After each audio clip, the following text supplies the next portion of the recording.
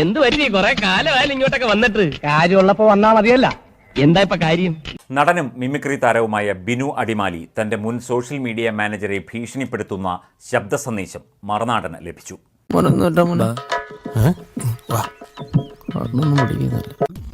ഇവിടെ നിന്നാൽ എന്റെ പണി പോവും.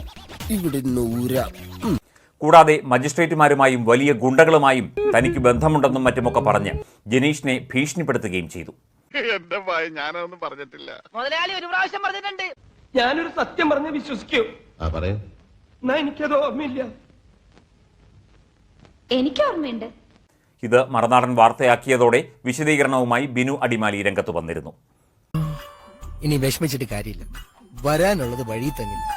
ഇതങ്ങനെയല്ലല്ലോ, വരാതെ പോയതിനെ ഫ്ലിപ്കാർട്ടിലൂടെ ഓർഡർ ചെയ്ത് വരുത്തിയതല്ലേ. ബിനു പറയുന്നത് താൻ അങ്ങനെ ഭീഷണിപ്പെടുത്തിയിട്ടില്ല എന്നാണ്. എന്നാൽ മറുനാടൻ ഇപ്പോൾ പുറത്തുവിടുന്ന ഓഡിയോയിൽ ഇത് കൃത്യമായി തന്നെ പറയുന്നുണ്ട്.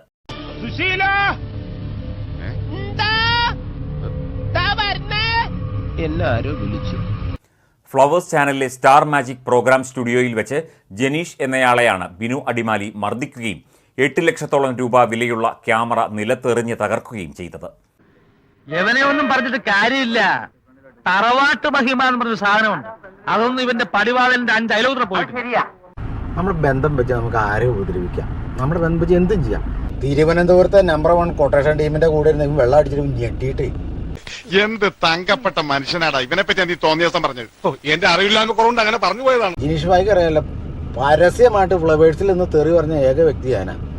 സാറിനെ പോലുള്ള മാന്യന്മാര് ഇതുപോലുള്ള അലവലാളികളും കൊണ്ട് നടക്കരുത്. എന്ത് ചെയ്യാനാ, കഞ്ഞിയും വെള്ളവും കുടിച്ച് ജീവിച്ചോട്ടെ നേരിയ.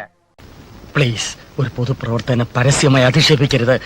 എന്നെ ജിനീഷ് ഭായി അറിയില്ല, മജിസ്ട്രേറ്റ് വരെ എൻ്റെ വീട്ടിൽ വന്നിച്ച് എനിക്ക് ആ രീതിയിലുള്ള ബന്ധങ്ങളും കാര്യങ്ങളും ആയിട്ട് വളരെ ഒതുങ്ങി ജീവിക്കണം പറ്റും. ചേട്ടൻ എന്നെ കുറിച്ച് നാട്ടിലൊന്ന് അന്വേഷിച്ചു നോക്ക്.